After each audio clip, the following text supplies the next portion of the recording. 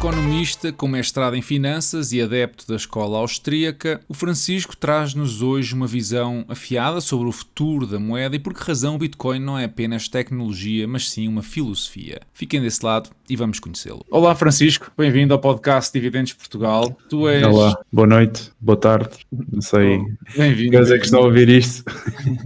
Sim, tu és uma das vozes mais consistentes do espaço Bitcoin em Portugal e eu queria começar pelo princípio. Tu lembras-te do teu primeiro contacto com Bitcoin? O que é que despertou a curiosidade? Foi a tecnologia? Foi a filosofia? Foi a oportunidade ou a componente financeira? Conta-nos um bocadinho o que é que te chamou a atenção. A primeira vez que ouvi falar de Bitcoin, curiosamente, eu sou licenciado em Economia, estudei na Nova, entrei em 2013, acabei o curso em fevereiro de 2017, tive de fazer mais um semestre por causa de uma porcaria de umas equivalências aqui do meu semestre de intercâmbio. E é curioso que, de facto, eu nunca ouvi falar de Bitcoin durante a minha licenciatura de Economia. A primeira vez que ouvi falar foi depois, quando já estava a trabalhar numa corretora aqui de mercados financeiros, em que, ou seja, estávamos no final de 2017, o preço de Bitcoin disparou e tínhamos muitos clientes a perguntar-nos o que é que se passa, o que é que isto está a subir, qual é que é a razão deste Magic Internet Money, não é? Dinheiro mágico de internet está a ter esta valorização, ou seja, as pessoas estavam à procura de respostas para as perguntas delas e de facto foi aí que eu tive o primeiro contacto. Lembro-me que na altura fiz algum research, comprei o livro do António Vilaça Pacheco, que é um livro aqui em português que fala sobre criptomoedas, mas de facto tenho que confessar que aquilo deixou-me ainda mais baralhado, porque não quero estar aqui a cuspir um prato onde comi, digamos assim, mas era um livro um pouco confuso, e que senti que não providenciou as respostas que eu estava à procura. Depois, pronto, tivemos ali aqueles 2-3 meses no final de 2017 onde houve essa frio, o preço depois cresceu e na altura, enfim, eu tinha acabado a leitura de Economia. Para quem não sabe, aqui o ensino que há nas faculdades é muito enviesado a favor das ideias de Keynes, ou seja, esta ideia de que no fundo os Estados têm de controlar o dinheiro, ou seja, que o dinheiro tem de ser um bem nacionalizado, não pode ser um bem produzido no mercado, não pode ser um bem privado, sujeito às leis da concorrência, e como tal eu na altura não conseguia perceber qual é que era a utilidade do Bitcoin, qual é que era a proposta de valor, porque eu tinha uma conta bancária, as coisas funcionavam, eu achava que os bancos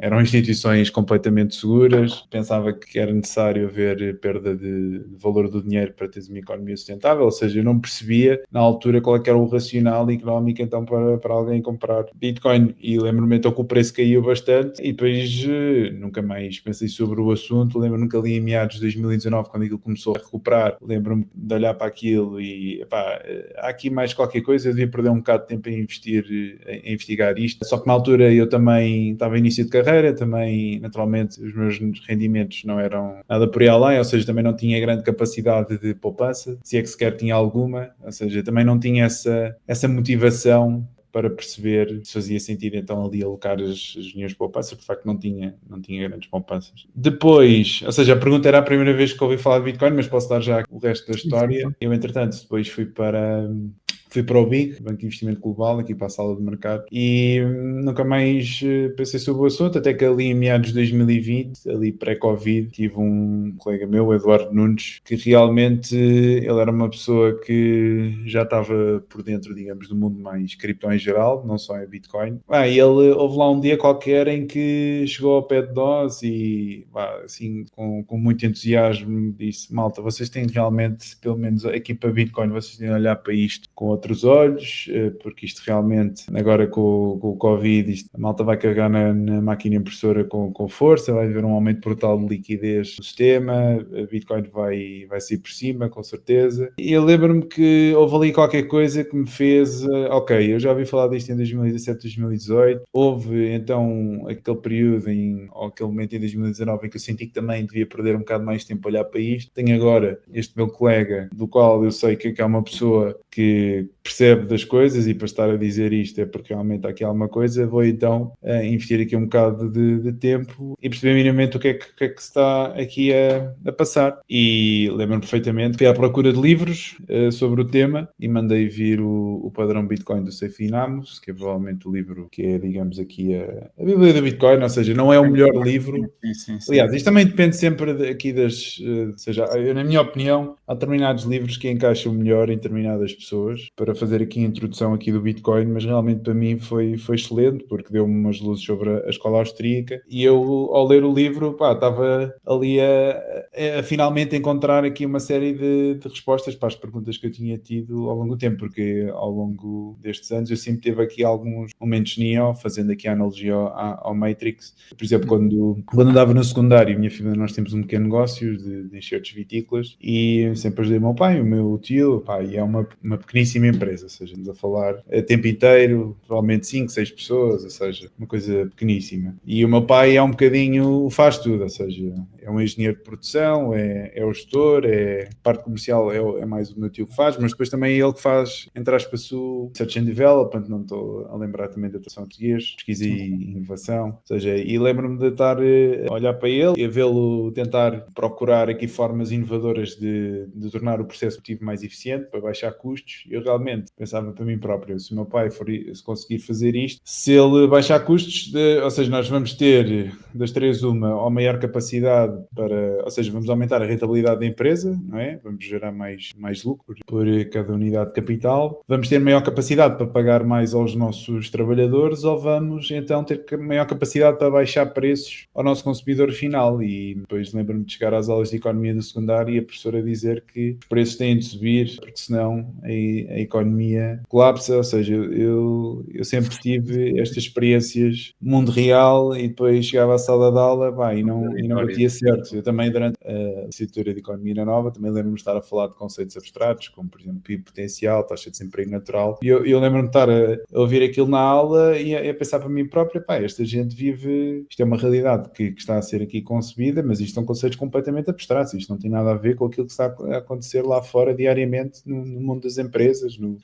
mercados. Ou seja, sempre pensei que havia um mismatch. E depois também há aqui a questão da chamada, aquilo que os austríacos também gostam de apelidar, da matematização da economia, que é um fenómeno que começou sobretudo aqui no século XX, porque a economia é uma ciência social, ou seja, esta ideia de que a economia tem uma proximidade aqui com a matemática é um fenómeno muito recente, e eu também, para mim próprio, sempre tive essa reflexão um bocadinho mais filosófica de perceber se realmente faz sentido, e depois, quando então tive contato aqui com os austríacos e percebi que há então uma facção dentro das escolas económicas que defende precisamente que a economia não pode ser matematizada, fez-se luz, não é? E depois fui explorando cada vez mais os temas, e pronto, e depois, ou seja, quando li o Bitcoin Standard, realmente foi aí que percebi as fragilidades inerentes ao nosso sistema financeiro atual. Percebi também, aliás, não percebia de forma profunda, mas tive ali as primeiras luzes também sobre a questão da moeda ser escassa e isso não ter de ser necessariamente um problema. Certo. Aí depois meti-me a ler muito e a ouvir muitos podcasts, e sinto que, entretanto, quase tenho um doutoramento em Bitcoin, porque a verdade é que já passaram mais de 5 anos, e olhando para trás é de facto impressionante como o Bitcoin acaba por ser uma ciência completamente multidisciplinar. Não, eu digo isto sem qualquer tipo de leis, é completamente execuível fazeres uma licenciatura de Bitcoin, e tu fazeres esse curso e saíres com um sentido crítico e com uma preparação para os teus, e com um conhecimento de base aqui para os teus desafios da vida. Não tenho qualquer rodeio relativamente a isso. É de facto uma ciência multidisciplinar e tu aprendes muitíssimo sobre variedíssimas coisas, desde a questão económica até a questão energética, a própria questão política, filosófica, ou seja, tens também a questão matemática. Há muitas coisas mesmo. E nós já vamos tocar em alguns temas que mencionaste agora, mas antes queria-te colocar a seguinte questão. O Bitcoin pode ter começado como um movimento mais ideológico, ou pelo menos na sua infância foi visto dessa forma. Hoje em dia, a visão sobre Bitcoin já é mais de um ativo financeiro, como tantos outros. Tu achas que ele ainda consegue coadunar estas duas fronteiras, ou estamos a falar somente a partir dos últimos 4, 5, 6 anos, claramente de um ativo financeiro que vai, por exemplo, ocupar o espaço de outros que têm mais ou menos as mesmas propriedades? O Bitcoin começou como um movimento de protesto, não é? Ou, aliás, até se calhar uma palavra não se adequa, mas está muito associado ao movimento cypherpunk, ou seja, a questão também da privacidade, aqui agora estou-me a esquecer aqui do nome dele, mas, ou seja, houve várias pessoas aqui durante a década de 70, 80 e 90 que tentaram já desenvolver aqui uma forma de dinheiro digital que ajudasse a preservar aqui os direitos dos cidadãos nesta era da internet. Claro que aqueles que estão vivos nos dias de hoje, com certeza que estão muito desapontados com como as coisas foram, não é? Que nos dias de hoje, provavelmente as Mag 7 sabem mais de nós do que nós próprios. Mas sim, ou seja, o Bitcoin foi um bocadinho a continuação desse esforço e foi o colmatar desse trabalho que foi desenvolvido durante várias décadas, porque não sei se também sabes isto e quem nos está a ouvir, mas aquilo que o Satoshi acabou por fazer foi apenas juntar várias tecnologias que já existiam e a única inovação que ele acabou por acrescentar aqui ao pacote, digamos assim, para formar então o Bitcoin e para conseguir que o Bitcoin fosse viável foi a questão do ajuste de dificuldade a cada 2016 blocos, porque havia este problema que era que ainda na altura ninguém conseguiu perceber, ninguém conseguiu arranjar uma solução para este problema, que era com a lei de Moore tu tens o poder computacional dos computadores a crescer exponencialmente, não é? E se tu tens uma moeda cuja produção está associada então ao poder computacional, se o poder computacional está previsto que cresça exponencialmente, a moeda vai ser inflacionada, não é? Mais tarde ou mais cedo e depois naturalmente vai perder o seu valor. Ou seja, foi o ajuste de dificuldade que o Satoshi trouxe que acabou por resolver esse problema. Já me perdi. Eu acho que é um pouco inevitável, não é? Nós aqui, por mais que tenhamos simpatia aqui por essas causas, e eu pessoalmente também, não só pelos cypherpunks, mas também pela causa mais libertária, é um bocadinho inevitável que se Bitcoin vai de zero até se tornar potencialmente o ativo ou a moeda de reserva mundial, mais tarde ou mais cedo, tanto o sistema tradicional financeiro como os próprios governos também vão estar incentivados a fazer parte do jogo e também voltarem um bocadinho pela sua sobrevivência. É um bocadinho essa a magia do Bitcoin, porque é as pessoas, aquilo que nós vemos a acontecer nos últimos 10 anos, aliás, desde o nascimento do Bitcoin, é quem se junta ao jogo está a sair por cima, não é? Está a arrecadar poder de compra e está a reforçar a sua situação financeira e quem está de fora e quem está a combatê-lo está a ficar para trás. Certo. Ou seja, há esses incentivos alinhados para as pessoas ganharem mais em querer fazer parte do jogo do que a combatê-lo. E nesse sentido, como estava a dizer, acho um bocadinho até utópico achar que Bitcoin vai dizer a moeda reserva mundial e que o iria fazer continuando aqui um bocadinho na sombra do movimento cypherpunk e que iria ser sempre uma coisa muito ligada à economia paralela e às pessoas que querem fugir aqui da alçada do Estado, ou seja, naturalmente que isto teria sempre de passar por este processo intermédio onde estes players institucionais e os governos também vão fazer parte, ou seja, não vejo isto como um problema, acho que é precisamente o contrário, é mais um sinal de que o Bitcoin está a vencer e que está a fazer aqui o seu percurso para que um dia, espero eu e esperam aqui os Bitcoiners e os libertários, possamos ter aqui um dinheiro que está assente sobretudo na verdade, não é? E está assente na energia, porque essa energia é verdade, ou seja, ninguém pode falsificar energia, não é? Se alguém produz energia, se alguém produz algum bem e serviço, é uma verdadeira prova de trabalho. Esse é o grande problema que nós temos nos dias de hoje, é que a base do nosso sistema económico, a ideia é nós produzirmos bens e serviços, e para produzirmos bens e serviços precisamos naturalmente de energia, mas depois o dinheiro, a ideia do dinheiro é ser uma representação desses bens e serviços, não é? Dessa riqueza que é produzida com energia, naturalmente para fazeres uma equivalência, a própria produção do dinheiro também tem de requerer naturalmente energia, ou seja, se não estás um bocadinho a viver numa realidade paralela onde as coisas não têm custo, que acho que é um bocadinho aquilo que nós vivemos nos dias de hoje. É uma mentira, lá está. O dinheiro tem, na nossa visão, de ser uma prova de trabalho, ou seja, tem de exigir trabalho para ser produzido, senão não é uma relação real do esforço que nós empregamos e do nosso sangue, suor e lágrimas. Tu falaste aí na questão da institucionalização do Bitcoin, e isto com a chegada mais ou menos recente dos ETFs, tu achas que este espírito original da descentralização e da rebeldia dos cyberpunks, como estavas a mencionar, achas que isso está em risco? Há aqui um risco latente de que essas grandes instituições acabem por dominar o espaço? É uma boa pergunta, eu diria que sim, por mais que isso me entristeça. A verdade é que estas causas relacionadas com o libertarianismo e a privacidade são causas que são defendidas por um grupo muito pequeno de pessoas e a verdade é que, como disse também anteriormente, acho que é inevitável que os governos e o TradFi entre no jogo, e também é um bocadinho inevitável que a própria cultura do Bitcoin se altere nesse sentido de passar a ser mais, entre aspas, um ativo, pelo menos nesta fase de transição, ser mais um ativo que faz parte, entre aspas, de um portfólio diversificado, que propriamente esse dinheiro da internet que pode ajudar as pessoas a ter mais soberania individual. Ok. Tocaste aí também noutro tema que está relacionado com a próxima pergunta, que é a questão da energia, não é? Tu achas que o consumo energético tem sido um dos argumentos favoritos de quem critica o protocolo ou a tecnologia? É uma preocupação válida ou estamos aqui a falar de uma falsa polémica? Na minha visão é uma falsa polémica, porque acho que isso... Ou seja, é precisamente o contrário. Ou seja, os melhores dinheiros, historicamente, são sempre aqueles que exigem um maior consumo energético para serem produzidos, porque a capacidade de preservação de valores do dinheiro está muito relacionada com a sua oferta, a sua quantidade em circulação. E, a quantidade de oferta de um dinheiro está muito dependente da quantidade de energia que é necessária para ser produzida, ou seja, quanto mais energia for necessária para produzir um determinado dinheiro, melhor são as suas capacidades para preservar valor para o futuro, e nós, enquanto seres humanos, enquanto agentes económicos, temos essa necessidade de, lá está, transferir valor para o futuro, porque senão é muito difícil planear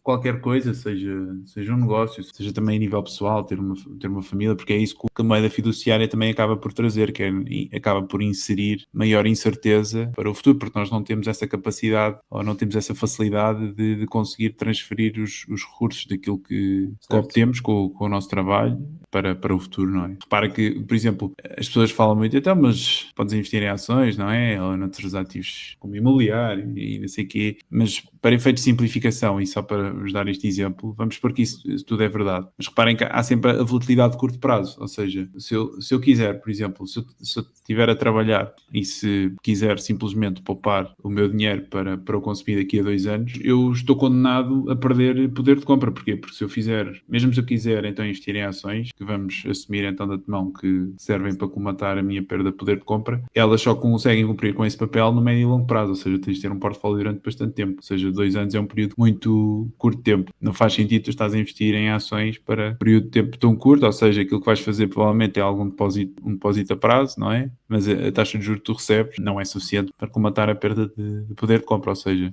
tu estás a trabalhar hoje e se realmente tiveres esse desejo de consumir apenas daqui a 2 anos, vais ter de perder poder de compra. E isso na nossa visão, na visão dos bitcoiners, dos libertários, dos goldbugs, é extremamente injusto, e também acreditamos que é uma das razões pelas quais aqui as populações, particularmente as gerações mais jovens, acabam por estar muito mais desincentivadas para trabalhar. Se calhar é um bocadinho desafiador conceber esta ideia dentro das nossas cabeças, mas acaba por ser isso que acontece, ou seja, as pessoas ao estarem a observar que os preços estão sistematicamente a subir, ok, tu estás no fundo a inserir esta incerteza contínua para o futuro, ou seja, aí é muito mais difícil para ti estar disposto a trabalhar, porque sabes que se puseres alguma coisa de parte, amanhã os preços vão estar mais caros, não é? Certo. Ou seja, acabas de ter estar muito mais incentivado para consumir. Para entrando no jogo, eu ia dizer que uma vez que começa a trabalhar, depois já é difícil sair, porque entras naquele loop viciante de que tens que trabalhar para manter o poder de compra, ou pelo menos para mitigar a perda do que já te entregaram, não é? O valor que já te entregaram. Deixa-me só dizer, nós também achamos que aqui a moeda fiduciária está muito associada ao fenómeno da corrida de ratos, porque aquilo que o fiat nos obriga é a ter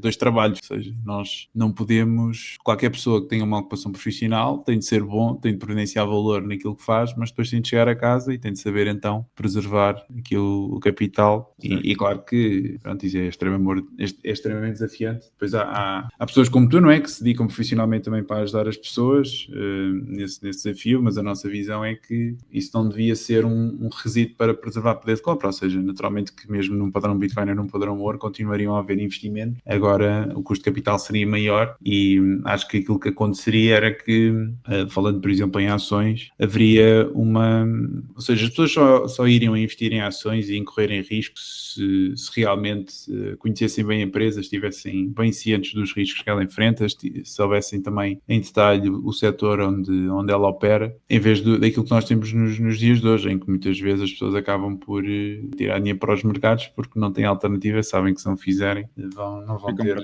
qualquer esperança no futuro, não é? E quem diz as ações diz o imobiliário também, não é? Aqui as nossas malta aqui mais nova, aquilo que sente é que tem de comprar uma casa o mais rapidamente possível, porque amanhã as casas vão estar mais caras, ou seja, eu tenho de comprar uma casa o mais rapidamente possível, mas é assim que também depois as bolhas formam, não é? Quando estás a comprar um ativo só porque amanhã ele vai estar mais caro, pá, pelo menos na teoria estás aqui a pôr achas na fogueira, porque tu vais comprar um ativo, é porque estás a dar um preço inferior ao valor que estás a obter com ele, não estás... Sim. Não é estares a comprar. Ainda bem que tocaste nesse tema, porque é assim, o Bitcoin, portanto, a ideia original surgiu ou nasceu de ser, portanto, a utilidade como moeda de troca, não é? Transferência de valor. E essa ideia, com o tempo e com as limitações técnicas, sobretudo de settlement, que demoram algum tempo e que já foram corrigidas com outras camadas, é verdade, mas o Bitcoin por si só não conseguia essa componente. Hoje em dia fala-se mais de Bitcoin como uma reserva de valor. Portanto, algo mais parecido ao ouro, digamos, o ouro digital. A tua opinião ao longo destes anos acompanhou esta transição, esta evolução? Tu foste acumulando sempre Bitcoin e mantens a tua posição, ou já tiveste a tentação e já vendeste Bitcoin durante este período? Ou se calhar dedicas-te um bocadinho mais nas operações de trading, a comprar um determinado valor para depois vender? Como é que é? Ou és um Bitcoin maxi, digamos assim, que compras e mantens para longo prazo? Eu tenho uma postura mais de olhar para Bitcoin um bocadinho mais como conta poupança, ou seja, já ganhei muitos cabelos brancos nas questões do trading, já estou um bocadinho reformado, ainda que faça aqui algumas brincadeiras mais aqui no campo das opções, mas é mais... Sim, já olho um bocadinho para Bitcoin como minha conta poupança. Claro que depois a malta perde as Bitcoins e as chaves privadas nos acidentes de parque, não sei se também te aconteceu. Ainda não, mas espero que nunca aconteça, mas felizmente também nunca vendi, por isso é que eu te estava a perguntar, portanto tenho vindo a acumular ao longo do tempo, mais agressivamente quando estamos em bear markets, que não é o caso, mas felizmente nunca tive assim nenhum acidente que me tenha custado imenso tempo. Mas a nível de trading, no passado seguia muito aqui alguns indicadores aqui on-chain, mas aquilo que eu senti é que prefiro investir aqui o meu tempo noutras coisas, porque lá está, as pessoas muitas vezes esquecem-se também desse componente, não é? Que é um bocadinho o return to hassle, em inglês, que é, ou seja, o retorno não sei em português qual é que será. Sim, à luta ou desenrascanço, porque uma pessoa para estar aqui nestas coisas dos mercados e estar a perder tempo aqui a analisar, tem esse custo adicional também, e isso também prefiro alocar esse meu tempo a fazer outro tipo de coisas. E já não me lembro qual é que era a outra pergunta. Sim, se eras meio troca.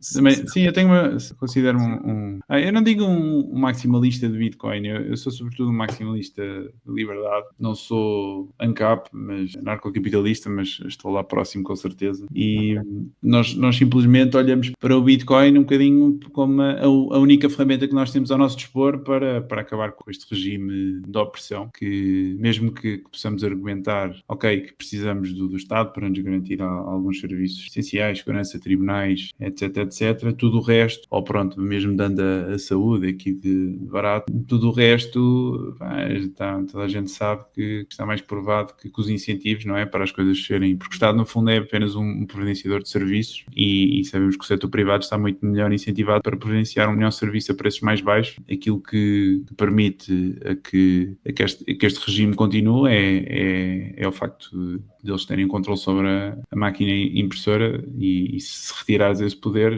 as dinâmicas vão se alterar rapidamente, e realmente no meio de toda essa opressão financeira, aqui a questão da inflação e a questão da perda de poder de compra e da manipulação aqui do dinheiro acaba por ser provavelmente a maior de todas, porque está mais provado que a inflação é sobretudo um imposto, que são aqui os mais pobres que sentem aqui na pele, e como tal são eles que são mais prejudicados, são menos injustiça brutal e que na nossa visão tem de ser eliminada o mais rapidamente possível para que essas pessoas consigam ter então mais recursos financeiros e consigam também ter maior liberdade. Ok. Só para finalizar, que eu lembro que estavas a falar também da questão da reserva de valor, não é? E de ser um meio de troca. É assim, o Satoshi na altura, no Bitcoin Talk, mencionou várias coisas que podem ser interpretadas como tendo um ponto de vista mais favorável à questão da reserva de valor e outras mais favorável ao meio de troca. Aliás, isso também foi um enorme tema de discussão durante a Guerra Civil em 2017, depois do fork da origem ao Bitcoin Cash. Não sei se estás também familiarizado aqui com a história. Mas eu acho que aquilo que acontecerá, e esse é o processo natural quando um bem é adotado como bem monetário, como dinheiro na economia, é que inicialmente tem de se afirmar primeiro como uma reserva de valor, ou seja, depois de passar essa primeira etapa, começa a ser utilizado mais como meio de troca e depois a última etapa será então uma unidade de conta, ou seja, passaremos a ter preços em Bitcoin, mas, ou seja, eu vejo isso desta forma, ou seja, é uma evolução gradual, vai tendo etapas e nós neste momento estamos na primeira e estamos nessa fase de solidificar o Bitcoin enquanto potencial reserva de valor. Ok, boa. Além do Bitcoin, há outros ativos ou setores que te interessam como formas de proteger ou de multiplicar a riqueza no longo prazo? E se sim, diz-nos de alto nível como é que tu tens assim dividido o teu portfólio pessoal. Investes noutras classes de ativos? Conta-nos um bocadinho sobre isso. Eu pessoalmente tenho uma postura muito bullish para Bitcoin, acho que acho que vai haver muito capital que vai convergir das outras classes de ativos para Bitcoin. Qual é que é o problema que nós temos nos dias de hoje? Moeda fiduciária não preserva valor. Se moeda fiduciária não preserva valor, eu preciso encontrar alternativas que preservem esse mesmo valor. E dentro dos instrumentos tradicionais, o que é que nós temos? Temos o mercado acionista e o mercado imobiliário, que acabam por ser os mercados que têm recebido mais energia económica, fruto desse problema que as pessoas e que todos os investidores privados e institucionais enfrentam. Claro que também temos aqui a questão das obrigações, mas eu argumento que a taxa de juros que nós recebemos aqui, o cupom, não é suficiente para cobrir aqui a perda de poder de compra. Ou seja, havendo então essa energia económica que foi migrada para outras classes de ativos, aquilo que acredito que irá acontecer é que à medida que o tempo vai passando, as pessoas vão perceber que o Bitcoin tem propriedades mais apetecíveis para cumprir esse papel e vão passar, ou seja, vão liquidar esses bens e comprar aqui Bitcoin. Se isso se materializar, e quem diz, atenção, estou a falar aqui de ações imobiliárias, mas também o próprio ouro, também acho que também será aqui o trade, também aqui com certeza dos próximos 10 anos. Aliás, o ouro com certeza também vai ter aqui um outlook positivo, dada a situação que nós enfrentamos atualmente a nível macroeconómico, mas creio que, pronto, que a nível percentual o Bitcoin vai superar os ganhos de poder de compra face ao próprio ouro, e também vai haver muita gente que vai migrar aqui do ouro para o Bitcoin. Enfim, nas últimas semanas parece ter sido um bocadinho mais o contrário. Aliás, que não foi propriamente liquidações de Bitcoin, não é mais o ouro que está a ganhar aqui full. Isto para dizer o quê? Ou seja, eu tenho uma postura muito bullish para Bitcoin, acho que Bitcoin ainda tem muito caminho para percorrer e como tal eu já pessoalmente denomino o meu custo de oportunidade em Bitcoin, ou seja, se não houver algo que me dê um potencial retorno acima daquilo que eu acredito que o Bitcoin vai ter, naturalmente assumido também somado de um prémio para o risco que estou a incorrer, não vale a pena. E neste momento as únicas coisas que podem ser interessantes na minha visão são esses proxies aqui de Bitcoin. Há aqui a questão dos miners, que também estão agora a fazer uma transição, uma revolução aqui do seu modelo de negócio. Estão-se a prestar para se tornarem data centers da AI, ou de IA. Mas atenção, a mineração é um negócio muito intensivo a nível de CAPEX. Não é que não possa também outperformar Bitcoin, mas tem de ser energia baratíssima e esse é o grande desafio, encontrá-lo. Mas pode haver algumas oportunidades. Claro que temos também aqui as Bitcoin Treasury Companies, igualmente a MicroStrategy, que foi aqui a pioneira. Acho que é uma nova aqui.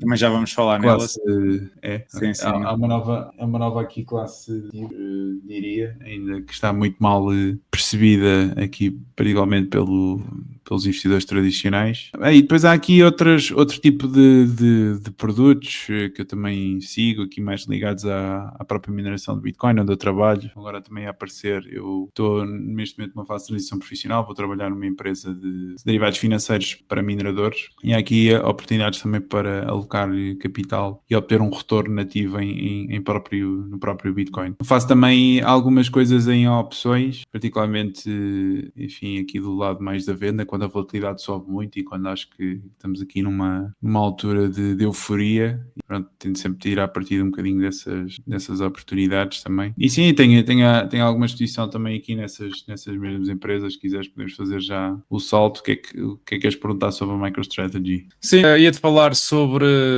a empresa do Michael Saylor. A MicroStrategy e o Michael Saylor tornaram-se praticamente sinónimos de Bitcoin corporativo, e isto para alguns foi uma jogada genial e para outros foi aqui um esquema de alavancado muito perigoso. Há muitas pessoas até que optam por chamar à empresa um esquema de Ponzi. Tu achas que o modelo da MicroStrategy é um modelo sustentável no longo prazo, ou funciona bem enquanto o preço do Bitcoin continua a subir e vai ser um castelo de cartas quando o preço do Bitcoin começar a cair? Acho que é bastante interessante aquilo que ele está a fazer. Acho que é uma mini revolução aqui no que diz respeito aqui a finanças, porque o que é que ele está a tentar fazer? Nós temos muito capital que está preso às classes tradicionais de ativos. Estava a mencionar anteriormente a questão aqui das obrigações. Nós, por exemplo, temos fundos institucionais, pensem num fundo de pensões que está no mandato deles, que eles só podem investir em obrigações, não é? E vamos supor que a equipa de gestão tem uma postura bastante positiva sobre o Bitcoin, mas eles não podem alocar nenhuma percentagem então da carteira a esse ativo. Ou seja, qual é que é a ideia do Saylor e da MicroStrategy? É criar então esse produto que vai servir um bocadinho como ponte e que vai garantir essa mesma exposição para que pessoas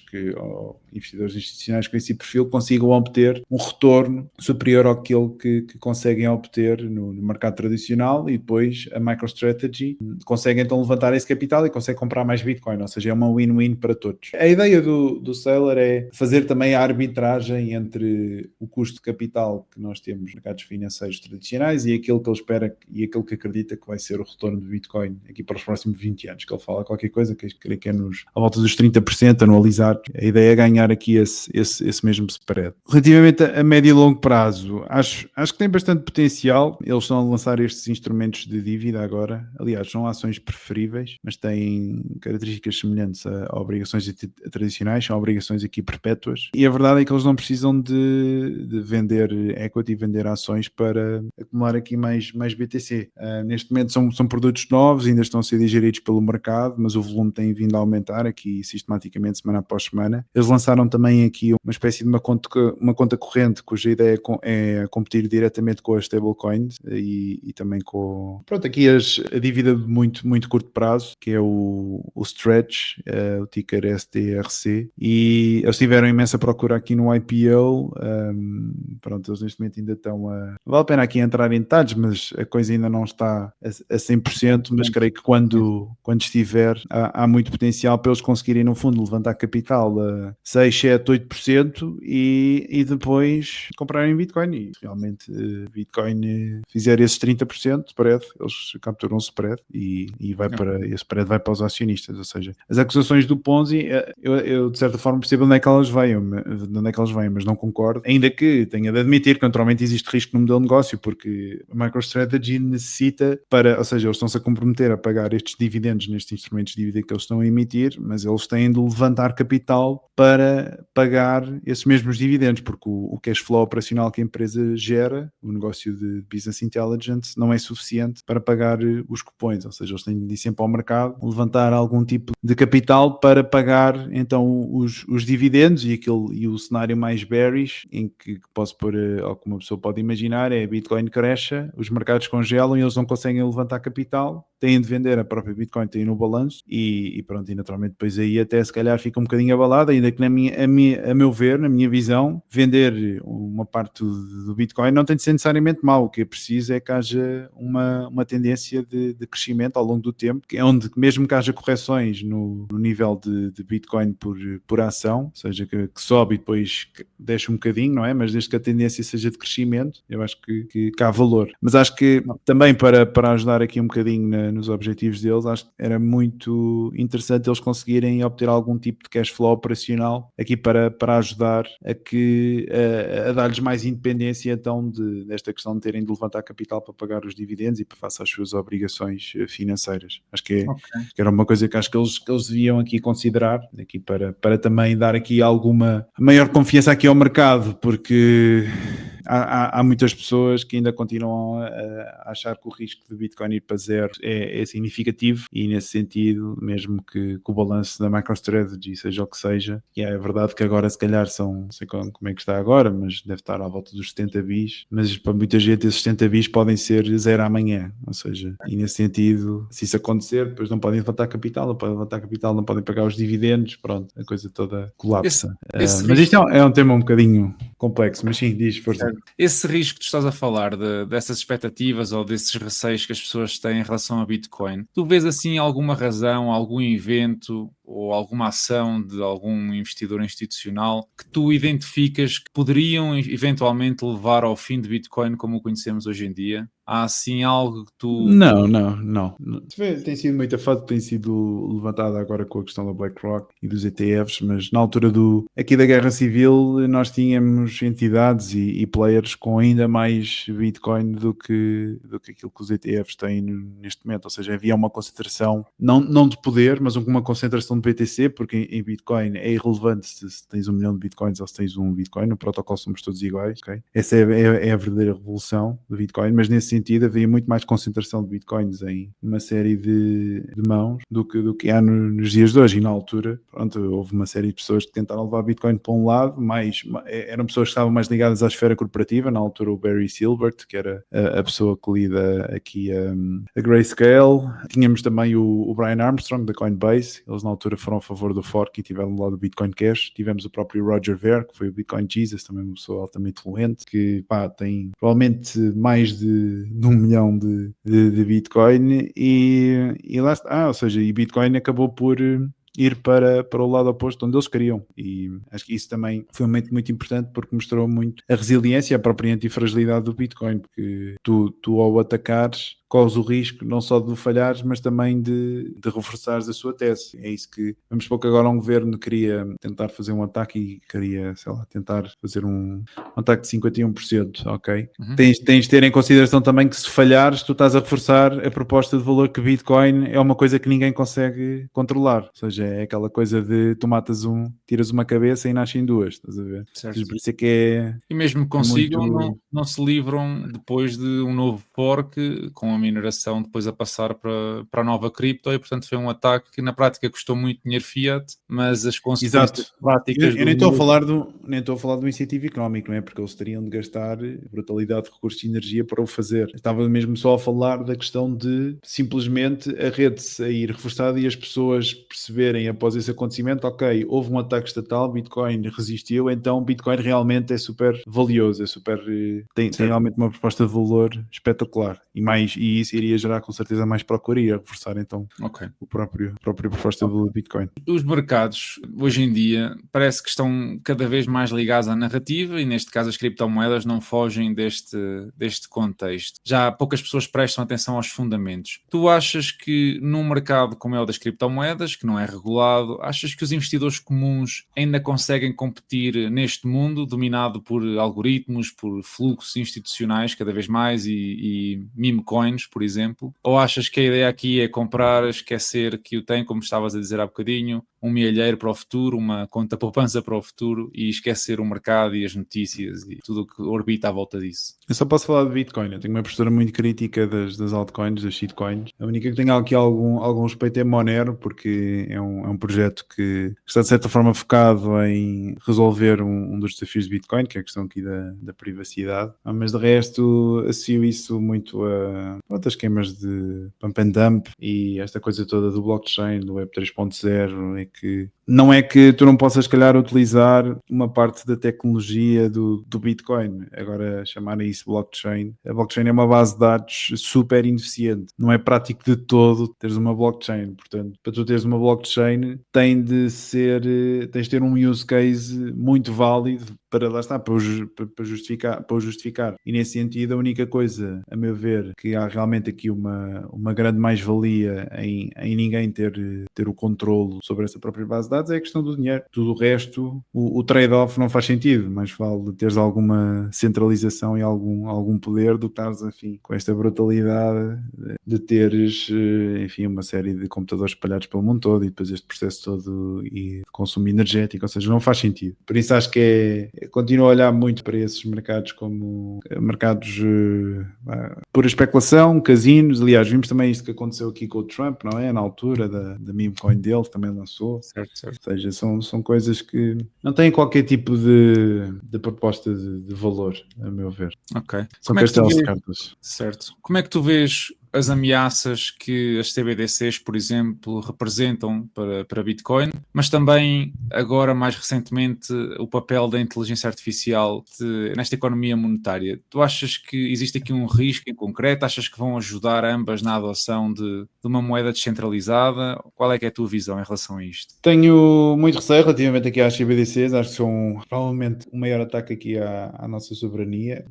individual e às nossas liberdades individuais. Acho que as pessoas ainda não se inteiraram aqui com os perigos aqui desta mesma moeda. Nós estamos a falar de um potencial cenário em que, se calhar, vamos supor que agora o governo decide que nós temos de atacar as alterações climáticas e, como tal, temos de restringir o nosso consumo de combustível. Então, temos um budget, ou temos uma determinada quantidade de combustível que só podemos comprar todos os meses, e aquilo que acontece é que, se ultrapassarmos esse limite, o nosso dinheiro simplesmente não funciona. Também podemos imaginar uma situação em que o nosso dinheiro só é permitido gastarmos o nosso dinheiro dentro de uma determinada localização, ou temos até dinheiro com prazo de expiração. Ou seja, imaginem o que é termos dinheiro que tem de ser gasto aqui nas próximas 2 semanas. Ou seja, é um cenário aqui muito orwelliano, e nesse sentido Bitcoin acaba por ter aqui um papel também para providenciar aqui uma ferramenta para combater aqui esse tipo de medidas tirânicas que, a meu ver, querem de facto implementar e meter para a frente. Já não me lembro qual é que era a outra questão. A questão da inteligência artificial, ainda as CBDCs, acho que é claro. Aliás, nos Estados Unidos eles já proibiram a questão da criação de uma CBDC, mas na Europa o tema vai um bocadinho mais avançado. Sempre tivemos aquela apetência para regular muito mais e para controlar muito mais. Na China já existe e está em funcionamento. A própria Lagarde disse que o euro digital ia ser construído de acordo com a moeda digital chinesa. Certo. Ela literalmente utilizou uma ditadura para dar...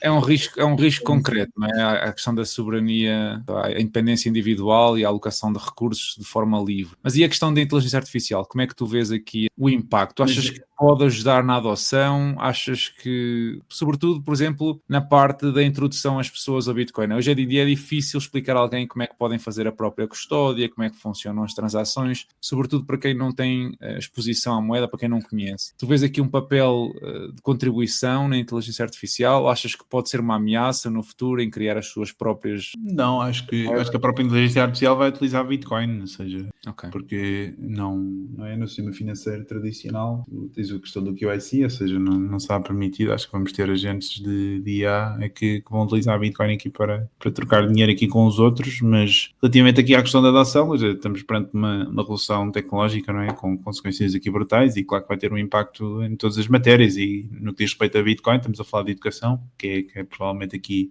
o grande desafio e o maior trabalho que tem de ser feito para as pessoas realmente compreenderem aqui a proposta de valor de Bitcoin, e naturalmente a inteligência artificial com certeza que ajudará aqui nesse sentido. Creio que nós também temos alguma responsabilidade também em criar negócios e empresas que tragam valor e ajudem aqui as pessoas nessas questões. Não sei se também queres que fale aqui na questão económica, mas acho que também existe aqui um risco a considerar aqui para os próximos 3, 4, 5 anos, que é realmente, se a inteligência artificial atirar uma série de pessoas aqui para o desemprego, nós no curto prazo temos o potencial cenário em que poderemos ter aqui alguma crise económica, creio eu, porque a partir do momento em que nós temos pessoas sem rendimento, essas pessoas, ou seja, nós neste momento temos uma economia altamente alavancada, não é? Toda a gente tem crédito até à garganta, toda a gente precisa de rendimento constante para fazer face aos seus compromissos de dívida, e se por alguma razão não o conseguirem, se isso for um fenómeno aqui em massas, naturalmente é um problema, porque depois os nossos passivos são os ativos dos bancos, não é? E se os ativos dos bancos entram em cumprimento, depois pode ter repercussões aqui para o sistema financeiro. E quando digo sistema financeiro, digo também aqui a questão do imobiliário, porque o imobiliário tem sido alimentado com dinheiro barato, não é? E com esta toda a crença que os preços vão continuar a subir e que as pessoas vão continuar a pagar aqui as suas prestações, mas se de repente há algum sinal de que uma série de pessoas que já não têm essa capacidade, os bancos naturalmente vão restringir então aqui a concessão de crédito, e se restringir a concessão de crédito, o mercado vem por aí abaixo, duvido. Ou seja, acho que esse é aqui o grande risco aqui para os próximos anos, é que nós tínhamos realmente uma revolução tecnológica brutal e a verdade é que o nosso sistema económico não está preparado para ter um choque deflacionário aqui dessa natureza. Certo. E pronto, mas depois lá está, ou teremos um cenário em que, aliás, com certeza que os governos, não é, os bancos centrais, não, se tivermos alguma crise de maior dimensão, depois irão com certeza estimular a economia, não é, estar o problema para a frente. Sim, inflação é sempre preferível a uma depressão, não é? Isso, eles aprenderam bem com a crise dos anos 30, de 1930, 27, 28, 29, aprenderam bem com isso e, portanto, a partir daí, sempre que existe o potencial de uma recessão um bocadinho mais severa, a resposta é estímulo monetário e depois isso, a consequência poderá ser, tem sido mais ou menos controlada, mas a consequência poderá ser um aumento na inflação. Tu falaste aí na tua proposta, na tua visão de 4 ou 5 anos, como é que tu imaginas o mundo, o sistema financeiro global daqui a 10 anos? Tu achas que vamos ter mais descentralização monetária? Achas que vai ser totalmente o oposto? Vamos estar praticamente tudo tokenizado, tudo controlado pelos bancos centrais? Como é que, assim, uma visão mais realista e mais pragmática do futuro, o que é que tu esperas, sabendo o que sabes ao dia de hoje? Se tivesse de apostar, diria que vai haver cada vez mais concorrência entre os Estados para atraírem capital e atraírem pessoas com capacidade de criar valor, criar riqueza, e nesse sentido, ou seja, as pessoas capazes e que têm conhecimento, não, a partir do momento em que lhes ameacem aqui as suas liberdades e o seu património,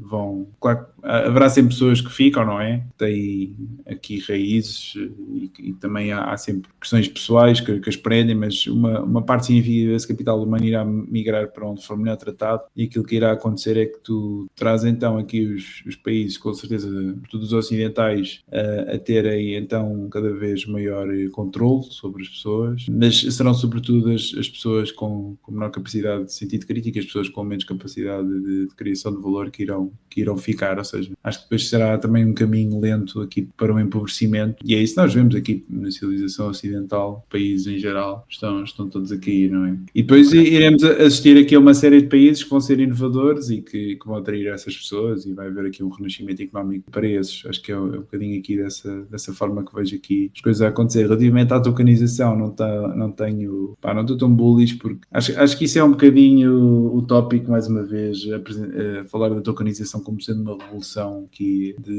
uma revolução brutal, porque é aquela coisa, ok, eu posso pôr, desde nas próprias camadas de Bitcoin, tu podes já emitir tokens com aquilo, desde o soft fork do Taproot, tu tens aqui um protocolo que é o Taproot Assets, que inclusive podes emitir ativos na Lightning, mas é aquela coisa, vamos supor que eu ponho um NFT de uma determinada casa e a pessoa que tem aquele NFT daquela casa é o dono legítimo daquela casa, mas tu precisas ainda ter uma estrutura legal e que o Estado reconheça aquele NFT como sendo então um instrumento que dita quem é o dono da casa, ou seja, tu continuas a precisar da estrutura legal do Estado para reconhecer o direito à propriedade privada da pessoa. No caso do próprio Bitcoin não é necessário, ou seja, o próprio Bitcoin vive completamente independente da esfera do Estado. Por isso é que é a verdadeira revolução, e é a única revolução aqui a meu ver, ou seja, nessas questões pode haver aqui alguma vantagem a nível tecnológico, mas é apenas uma coisa superficial, não estamos a falar de algo revolucionário, como muitas vezes é apresentado. Levando então aqui a nossa conversa nesta parte final mais para as tuas iniciativas privadas, o que é que te levou a criar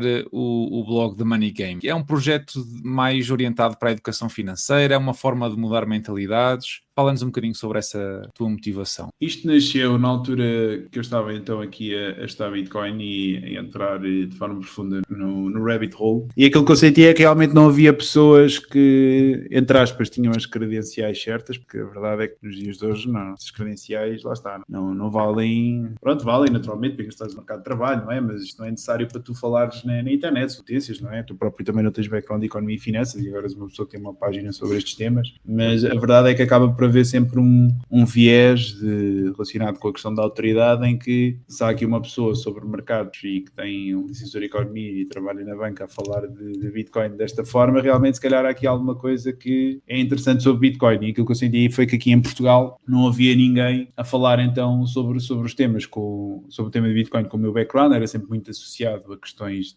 tanto mais a nerds de tecnologia, não é? E aquela malta das teorias da conspiração, então senti um bocadinho essa necessidade, e depois também dentro das finanças pessoais, da literacia financeira, também sinto que há muita gente que pá, não anda a tirar um bocadinho, anda a tirar areia para os olhos das pessoas, então também escrevi algumas coisas sobre esse tema, mas foi uma coisa que aconteceu de forma muito espontânea. Eu lembro na altura, eu estava a sofrer o Covid e o LinkedIn tinha lançado as newsletters, então eu criei aquilo meio para experimentar, mas pronto, depois as pessoas gostaram, aquilo acabou por ganhar atração e depois foi um bocadinho bola de neve, fui escrevendo mais umas coisas, depois o Miguel Milhão convidou para ir ao podcast dele, depois acabei por ganhar aqui alguma projeção, depois mais pessoas vieram, depois pronto, a coisa acabou por acontecer assim um bocadinho de forma espontânea. Eu tive também um podcast em que falava aqui de mercados e de Bitcoin, mas acabámos agora há algumas semanas, fizemos 100 episódios, mas estamos aqui com outras prioridades, achámos por bem encerrar aqui o projeto. E sim, aqui a nível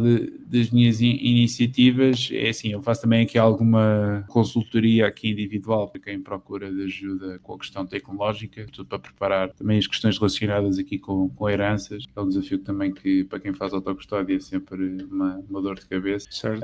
E pronto, tenho ajudado também aqui algumas pessoas, particularmente pessoas aqui que já têm outros níveis de património. E a nível profissional, ou seja, depois disse inicialmente, estava a trabalhar no BIC, depois senti que tinha essa necessidade e também estar ok comigo próprio de contribuir para a causa e trabalhar no setor, e ingressei numa pool de mineração, que uma pool, para quem não sabe, ou seja, a mineração acaba por funcionar como uma lotaria, ou seja, os miners estão a produzir bilhetes de lotarias, mas não há garantia que tu vais ganhar a lotaria. Então, para garantir que tens receita, tens de juntar a uma série deles para fazer uma espécie de uma cooperativa, e depois então assim a probabilidade de alguém ganhar pelo menos um bilhete, ganhar pelo menos uma lotaria é muito grande, e depois quem ganhar divide por todos, ou seja, esse é o conceito da pool. E estava a trabalhar lá até agora ao final do verão, e vamos juntar então agora aqui uma empresa relacionada com derivados financeiros dos miners, onde a ideia é oferecer aqui instrumentos que permitam ajudar os miners a cobrir o seu risco a nível de receita, porque esse é aqui um grande desafio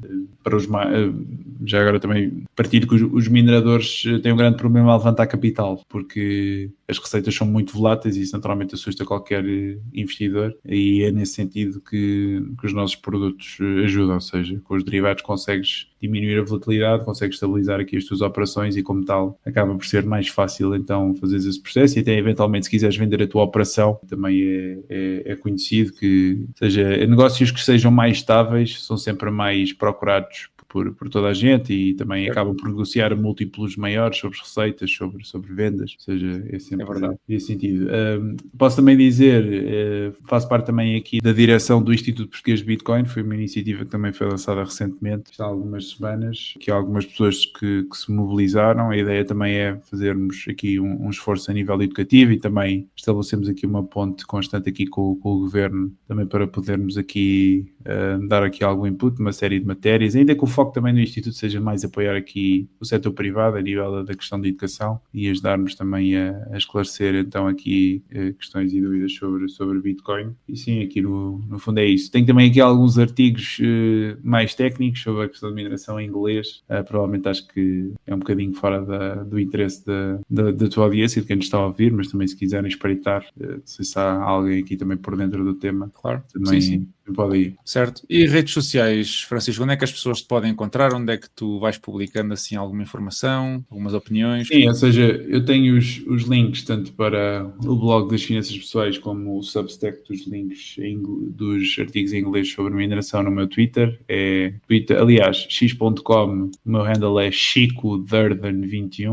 E pronto, no LinkedIn é Francisco Adri Monteiro, se quiserem também conectar-se lá. Foi lá que a coisa começou, assim, a nível de criação de conteúdo, e é lá que eu também tenho mais pessoas a seguir. Também podem, se quiserem, mandar lá mensagem. Certo. Eu vou deixar depois também os links que estás a dizer na descrição para as pessoas irem diretamente, mas acho que agora ficamos por aqui. Eu acho que o episódio foi um prazer enorme receber-te. Falámos de um bocadinho de tudo, filosofia, de macro, de dinheiro, de reserva de valor, portfólio, do futuro, das tuas expectativas. Obrigado por partilhares a tua visão sobre estes temas. Para quem quiser acompanhar o teu trabalho, eu vou deixar, como eu disse, os links links na descrição, quer para o Substack, quer para o LinkedIn, quer para o blog do Money Game. E a quem nos ouve, também lembrem-se de que entender o dinheiro acaba por ser o primeiro passo para entender o mundo, e deixar um like neste episódio é o segundo passo.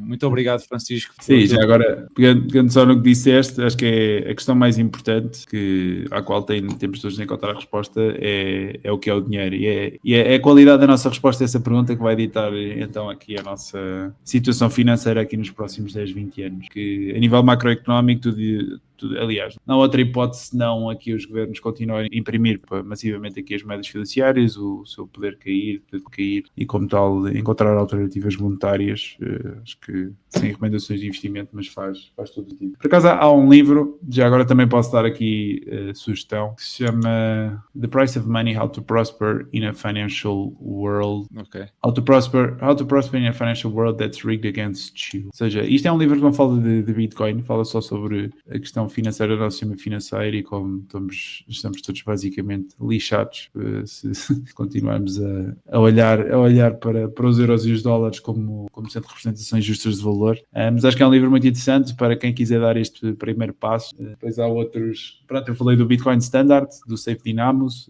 a sequela, o Fiat Standard também é muito interessante, padrão Fiat. Há também o Broken Money, da Lynn Alden, é um livro um bocadinho mais avançado. Há também o Price of Tomorrow, do Jeff Booth, fala sobre a questão de como o sistema capitalista é um sistema deflacionário, onde os preços, ou seja, aquilo que nós deveríamos observar no sistema capitalista é os preços descerem ao longo do tempo. Também o The Big Print, do Lawrence Lepard, também foi um livro que saiu agora em 2025, também fala sobre a questão macroeconómica e já tem lá uns pozinhos aqui de Bitcoin, mas deixo também aqui as sugestões já agora, também para quem quiser aí apostar nas leituras. É isso, boas sugestões sem dúvida, eu conheço alguns. Então ficamos por aqui, muito obrigado a todos os que nos estão a ouvir e Francisco em particular, e seguramente teremos a oportunidade de nos encontrar num episódio no futuro. Um abraço, deixem um like e até ao próximo episódio.